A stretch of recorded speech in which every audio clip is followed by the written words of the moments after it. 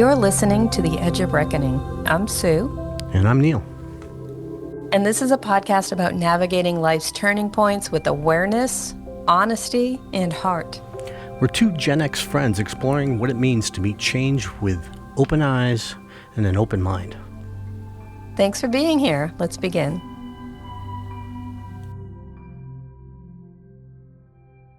So welcome back, especially to those people that are going through your own form of reckoning and searching for new understanding and new ideas to navigate the emotional roller coaster. Today we're looking at what we call conditioned living and how we live by the patterns that have been bred into us over several decades, depending how old you are.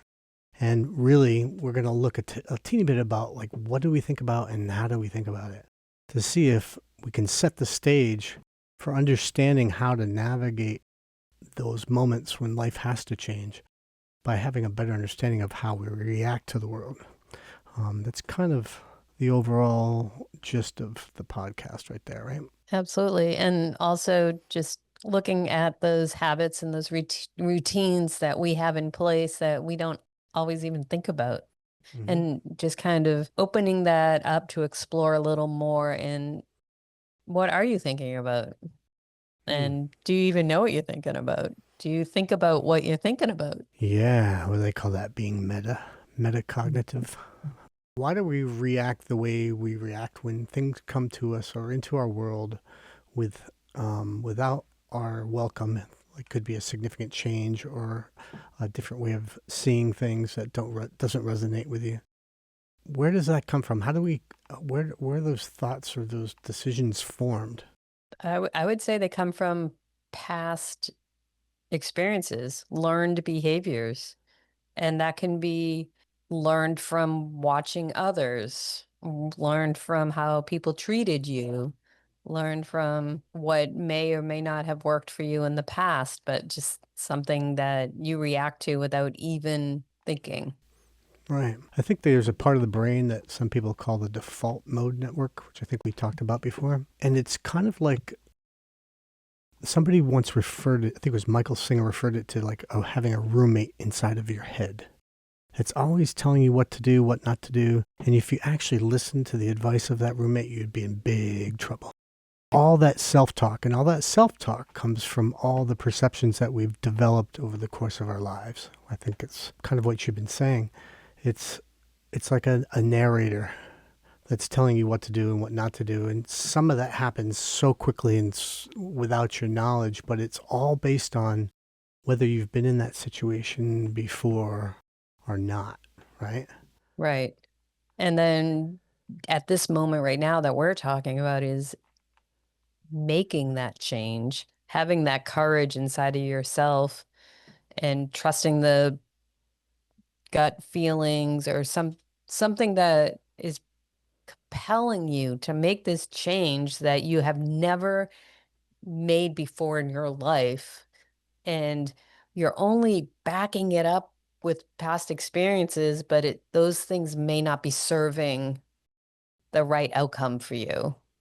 You know, you can't rely on anything that you've ever used in the past. Because it's gone. It's leaving you, or it doesn't serve to solve that particular problem that you're in, right? So it's stripping down to your basic self and just reintroducing that, like kicking the roommate out of your brain and bringing back in your authentic self and being able to trust like, oh, I need to make a change. What can I base that on? Like, what can I learn? What have I learned? Like reflecting, being more aware. That's when all those things should start bubbling up. You're creating space for all those things to come back to be able to support you in a way. They're there, but they're just different. They're wearing different hats. They might be in disguise. Right. So this is like, we're talking about like how we perceive the world and which informs what we're actually thinking about. So if I see a certain person that might look different than me, I'm going to make certain assumptions based on the script. It's sometimes that ties into our prejudices in some preferences, all those things when we're in certain situations. So, Biases we don't yep, even know we have. Yeah. right. Yeah. So somebody goes swimming in the ocean and, a fish nibbles at their foot and therefore they never go in the ocean ever again. They're afraid their foot's going to get eaten by a shark. That would be adopting a new default mode, right? Sure. It's basically you've conditioned yourself to change your behavior. And so instead of consciously thinking, I'm not going in that ocean, they just never go to the ocean, right? All right. Because unconsciously, they're not seeking it out any longer. But it take Exactly. energy to change that mindset. That person would have to really engage in changing their And paradigm, right? want to change it. You're right. And this Interesting. happens a lot. Well, when I was going through my certification to be a hypnotherapist, and people consciously want to quit smoking, but subconsciously it's they have a known in their subconscious that there was some sort of benefit. There was something to smoking. It was social. It got them into a group of people they wanted to spend more time. Whatever it was in their subconscious. But consciously, smoking's bad. It kills you. It causes Hmm. cancer. All these things are coming at you. Why can't you quit smoking? A big part of it, they say the hardest part of it, that's quitting smoking is harder than anything. Hmm. But there's so many deep hooks in there, not only the nicotine, that's a big one Yep. too, but it's okay and it feels okay and you're telling yourself it's okay. And the same thing with repetitive patterns and conditioning with people in staying in relationships that aren't serving them. They're not healthy. They could be abusive or whatever reason. There was something good originally that got in there into your subconscious. And it's still sending you that message that this is okay. Even consciously, this is not okay. It takes a lot of energy and desire and want and need to make that change, to reprogram. I like how you call it deep hooks because it's like hooked into your identity, your emotional state, how your body feels, the whole thing because of these predetermined conditions that you've experienced that have made you act in that specific way. And are we telling ourselves over and over and over, oh, it's okay. It'll be fine. It's okay. We'll get through it, Right, and you believe it. It's not that difficult to convince yourself to believe something to be true. right. And there's things, that book, The Habits, 20 Habits, they talk a lot about how to create that habit. Hmm. I'm just thinking, like, how does that alter that moment when you have to face a moment of reckoning? Why do these patterns basically prevent us from suffering less? Or do they induce more suffering and why? I think they can, and it's all depending on what happened to you based on your experience. If that happened to me, it would have been different, Sure, right? And my life isn't dependent, or I'm not working as a musician, and, sure. it would have been awful, but so different. So the pattern itself is the thing that we're trying to cling to because you cling to it because it reinforces your identity, right? This is who I Right. am. This is what I believe in. I'm clinging to this idea. World isn't going the way I want it to. I'm hitting this moment of reckoning. This feels terrible. I'm reacting to it. If I'm not mindful in that moment, my reactions could be anything at that moment. And for me, I'm trying to figure out how to find that moment right before the reaction, that pause that can happen so that I can be mindful enough to just recognize the emotion and feel the emotion and then take enough time to have the choice about what I'm going to do about it. That's How long do you think that pause is? It can be a Time. nanosecond as long as it happens. Right. And it's just the thing I've been working on recently is just saying welcoming the emotion when I feel it. Like, wow, hello anxiety, or hey, hello sadness. You're here. You've entered my world. What am I going to do with it? And then you realize it's just a sensation and you don't have to react to it because you have separated yourself enough mentally from the emotion so that you can think about it more clearly. I think one of the challenges for all of this is if you're looking to gain a little bit of control about how you react to these painful moments, you kind of have to know like how you actually think. And from the studies I've done, there's basically two forms of thinking. They call them system 1 and system 2 thinking. System one is usually really quick and fast. It's based on an emotional reaction that happens. It's like your instinct. Mhm. System two is usually when you take the time to really ponder and think and draw context, and you can see patterns and you can slow down enough to really analyze and figure things out. Now, this became like this concept alone was huge for me as an educator because I understood that when you ask somebody to engage in slow thinking, as defined by the psychologist Daniel Kahneman, when you go into that slow system two thinking, it creates a little bit of tension in your body. You can just Mhm. kind of, it's like there's this resistance. The example I like to use is if I say, what's 1 plus 1, you say it's 2. You just hit it. System one thinking, you don't even have to think about it. It's automatic for you. But if I throw out a complex math equation, 52 times 28 divided by 5, your brain has to stop for a second, grab a piece of paper. You're making the decision, do I want to go get that piece of paper or not? Do I really want to do this? And most likely you're like, nah, I'm not going to do that. What's the point? Right? You get resistance. And when it comes time to learning a new skill or training your brain, that resistance is always going to be present. And that's an emotion. And if you're still stuck in system one thinking, you will never grow because you're going to say, I feel that emotion. It doesn't feel good. I'm not going to do it. I'm just going to stop. And all of that happens within milliseconds. It's so quick. The key to growing and to learning and to breaking out of old patterns is being willing to slow down just a bit, to take a moment to think about your thinking. What is the appropriate reaction here? It's a whole different way of approaching your life and how you navigate it. And I like that once you put that time in, system twos will go right into system one. Because at one point you didn't know Yeah, what 1 plus 1 was, right? You exactly had right. to actually figure it out. Or Yep. you didn't know how to ride a bike. You Mm-hmm. had to slow down and figure it out. But now that's a system one process, Mm-hmm. right? It's the It's handled subconsciously it's until you have to consciously intervene with it. yeah. It's really Yeah. I learned this just in the process of becoming a musician because you have to practice for hours in a practice room and play the same things over and over and over.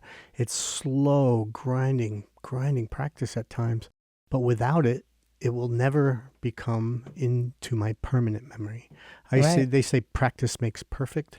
Well, it's really not that because you're never going to be perfect. And practice makes permanent. That's the Hmm. key, is it's going to become permanent. So as a musician, I don't want to think about the fingering of a certain note or how to breathe. That all has to happen automatically so that I can actually tap into the higher level things, which is like reacting to the emotional content or whatever's important at that moment musically. And the same thing Right. happens in life, you In know. sports and life and yeah, anything that you do. And a lot of the things that we do in life, we're taught maybe at a very young age, but a lot of things we learn without knowing that we're learning, Mm-hmm. right? So you are, and comes into like those limiting beliefs. So you start to create these patterns and these habits based on things that you decide to bring into your subconscious unknowingly a lot of the times. Mm. So somebody telling someone they're beautiful, beautiful, you're a beautiful person, you're getting that feedback. You grow up with more maybe confidence or more self-esteem or, or Mm-hmm. somebody who's like always being told, fix your hair, stand up straight, do this, do that, constantly getting critiqued, you might have a lower self-esteem. And these could be studies that they do with like twins that are Yeah, separated, sure. right? Nature and nurture type things where you end up having different pathways and different beliefs. So then when a rupture or this time comes in your life, you're going to handle it differently. But we're looking at if you are better prepared to understand how to handle these things, if you have more experience going through what you recently went through, it might become a little easier for you to deal with the impact when it happens. That's exactly right. Because basically you've practiced new skills which have been moved over into system one, which allows you to then navigate more Yeah, effectively because that's going to be your natural default. right, So you're trying to change basically what your baseline is about how you approach the world, right. right? That's kind of crazy. But you still want to be able to feel the feelings, right? We're not talking about numbing something. That's such an important point. It's such an important Yeah, point. Because a lot of times when you study like Buddhist philosophy about finding the middle way, that there's no good, there's no bad, but there is good and bad is bad. It is what it is. And but it doesn't have to have this extra layer of emotional baggage that gets prolonged over time through the replaying of all your trauma. exactly. Yeah, And I think it's that replaying of the trauma that happens subconsciously. It must, because it that's can. also been Yeah. forced into system one thinking too, right? Right. Creating some strategies for us for adapting behaviors, I think is becoming more mindful, more self-monitoring. Yeah. Like you said, you're noticing, oh, and oh, there was this thing we used to do is called name it to claim it. So like you were doing like naming, oh, there's some anxiety right there. Yeah. So once you name it, It's you're yours. you're bringing it up to like, oh, this is reality, right? It's Mm-hmm. not something deep below, Yeah. but name it, claim it, and then decide what to do with it. In my wonderful way of thinking, when you name something, you're basically separating it from you in a really weird way, because it's now a thing, an object that isn't to you. Because are you the pain that you're feeling, or are you reliving a pain from something that happened Reliving a before? pain from something else. Yeah. It's all the time. Reactivating it and, triggered, you're triggering something, but people say that all the time. And I'm like, you're giving credit to somebody else, right? You got to own this. Yeah, it's yours. You're giving them free rent in your brain, you know? Yeah, it's that roommate partying inside there, right? Just doing whatever the heck it feels like based on what it experienced years ago. Yeah, so when that roommate leaves and we're left with a blank slate, it's what you bring in. Are you referring back to an old story or are you creating a new story? At that moment. But the roommate, it's really hard to get rid of that roommate, right? Because it's following the script, and the script comes from all the experiences that you've had, and then the new experiences, do they fit somehow into that script? And how do they fit? Is it good or bad? And we judge it, and then decide how to react in relation to it. One interesting point that we've been looking at is that the discomfort that you feel when you hit a moment of reckoning isn't really always about the loss that you had. It's the fact that your story is changing and that it's being challenged, that it does not, it's going against the grain of how you view the world. So that pain is really not about the original problem. So whatever your loss is, it's a loss. I'm not saying it isn't, but the majority of the pain either comes from breaking that script, retelling your story over and over to justify why it happened, as opposed to figuring out what is going on inside my head that is making me feel this way, so that I can let that pass over time and find some degree of enlightenment.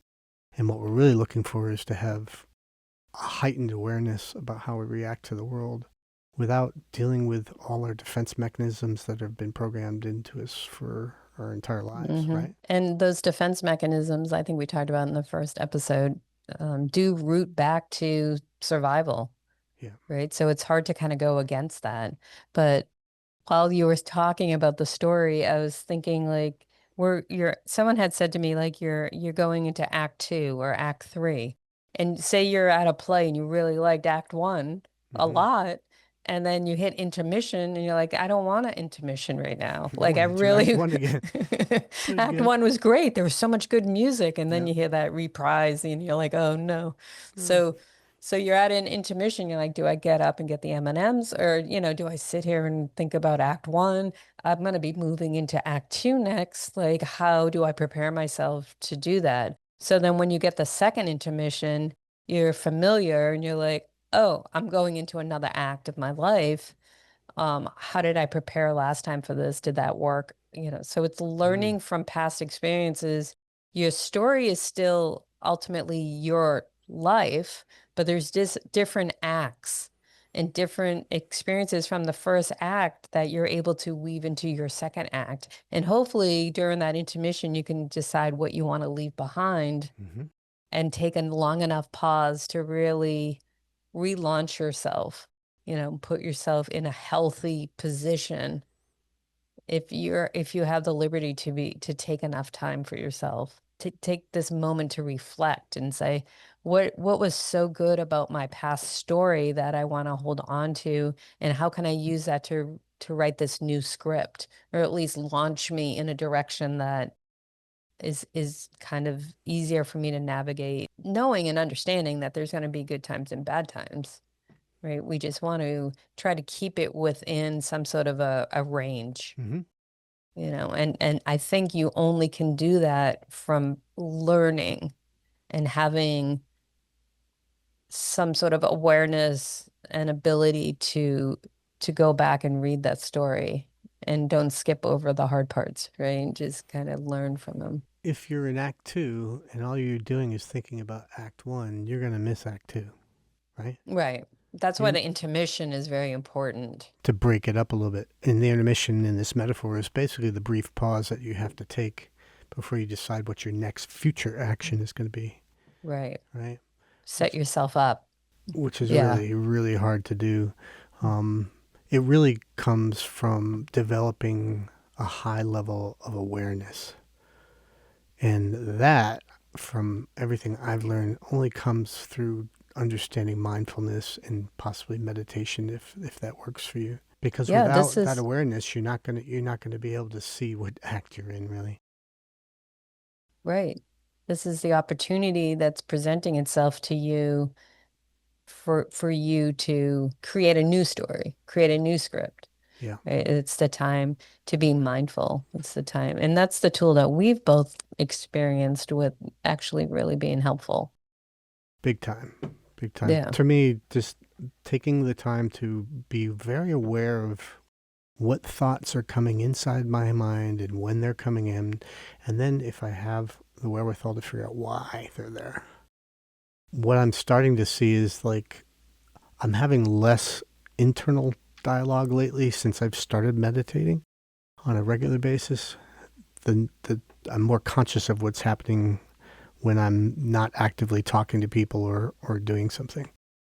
And I never quite understood that with meditation, and I was always kind of confused by it because Yeah. most of the time when you say to somebody to meditate, the initial response is, I'm trying to empty my mind of all thought. Mm. I'm trying to be empty, like have just to gain complete awareness. But that's like the rejection of thought. And in reality, I don't think meditation is about that. I think meditation is a form of practice. It's not like a destination, it's not a final Right. product, but it's really about becoming aware of when the thoughts enter your brain. When the Exactly. thought enters your brain, where do you feel it? Where does that thought come from? Have you ever Hmm. contemplated what happens to a thought when it stops in your brain? Where does it go? How does it Right. leave you in the first place? Taking all those ideas and then applying them to just your daily life is a whole different way of thinking about meditation than I'm trying to not think about things. Because Right. that's not it. It's to be able to be very hyper aware of what you're thinking about so that you have some degree of management over what you're thinking about, which gets back to that whole importance of if you have a degree of awareness, it gives you that moment of pause that we're talking about before you react to something. The reaction to pain is going to be the reaction to pain, but whether or not that suffers is up to you. So Right. there is a huge difference between pain and suffering, isn't there? There is a huge difference. When people are angry or holding on to grudges, I look at that as like suffering, Yeah, that they've held on to that for so long, yeah, that that's such a burden on them. yeah, And when you can just, and I shouldn't say I hate the word just because I use yeah, that so much and catch myself, but that mindfulness or that meditation, the way you presented it was amazing, because it does get a kind of a bad, almost religious rap sometimes. yeah. People like, oh, I'm not gonna meditate. Like, I don't even know what that means. That goes against my religion Or or something hippie, like a, hippy dippy too. yeah. And that's like the instrument and the muscle that we want to learn and practice to Yeah, make our lives easier during this intermission period where we can prepare ourselves and take this time to bring our mindfulness to what's actually going on. yeah. I've been doing Sam Harris's. He's got Mm, an app called Waking Up, which is really excellent, and he does a lot of guided meditations. And I really appreciate the fact that he uses the term begin again.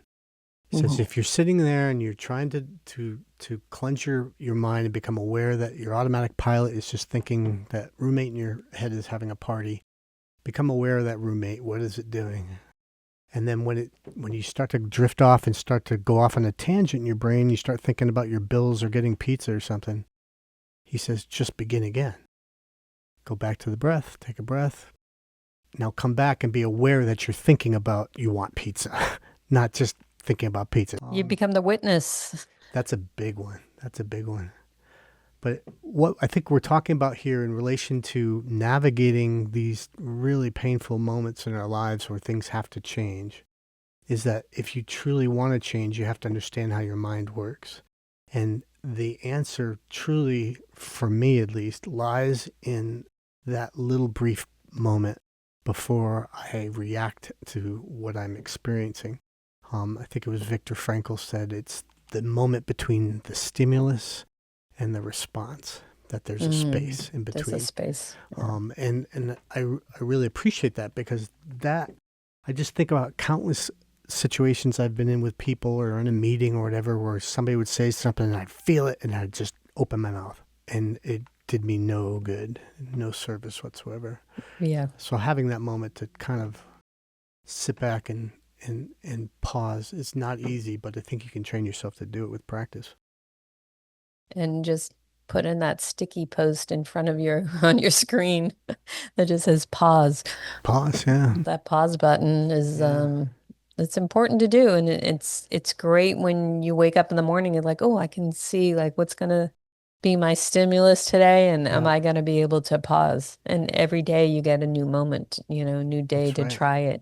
try it again, and talking to maybe members of your family or friends that sometimes will bring Yeah. up something in you like, oh, I'm going to try it a little different today and just be aware of it. It's hard to remember in the moment though. Sure is. It takes a Yeah. long time. It took me a long time not to be so reactive driving. And in Right. LA, that's hard. It happens all the time. So I'm just Mm-hmm. more aware, present. I'm like, wow, I'm at a point now where I am not showing up anxious. Right. I'm allowing all of this to happen in a way that is my response. So, There's another and layer here, which I'm not sure we should go into completely now, but I think it's the whole concept of there's not good or bad. We don't have to be mm, dualistic in our life. And that when you recognize that thought, what we tend to do is judge that thought really quickly. Judge the situation we're in, judge the variables that happen that put us in that moment of reckoning. It's all mhm. judgment. So what if for a moment you just realized for one day how many times you were judging a situation that you're in as being either good or bad, and just decide like, it's neither. It just is what it is. And it might evoke emotion that might not feel good, or it might make feel really good. It could be either or, but neither is good or bad, if that makes sense. To Yeah, me, that's like a legitimate action step that somebody could possibly take just in a day to become aware. How many times am I really judging everything? And for me, when I started to like deal with the hearing loss and the understanding about the story about the farmer and the darn horse, when things come to that point where you realize they don't have to be bad, losing my hearing does not have to be all bad. There could be something really amazing about it. And right now I can tell you just the things I'm learning about mindfulness mm, and how the brain works is profoundly changing my life for the better. So is the fact that I lost my hearing bad? Yeah, it's bad. But is it bad? Do you know what I mean? Like, does it have to have an right, emotion that is going to stick with me forever that I'm going to dwell on? Am I going to stay in act one the whole time? I right. used to be a trumpet player.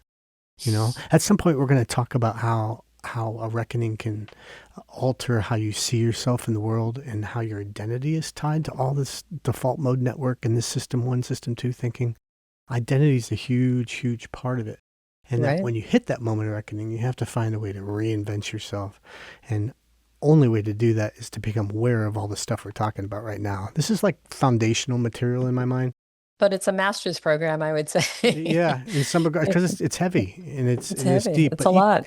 each one of these things, hopefully, if somebody was listening to this and say, oh, that's kind of interesting, I'm really interested to know about why my brain develops this default mode network, maybe someone will go research it, Yeah. go Google it, throw it in ChatGPT, whatever you need to do, But it's important to go back to the foundations. I mean, look at Major League Baseball every year. They go back to spring training and they're learning how to throw a ball.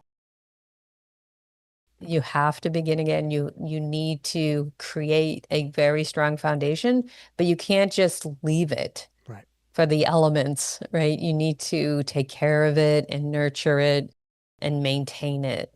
And so there's this level of maintenance that needs to be going on a lot. Maintenance is part of this cycle, Yeah. but you can always carry some maintenance through to make sure you're taking care of your foundation.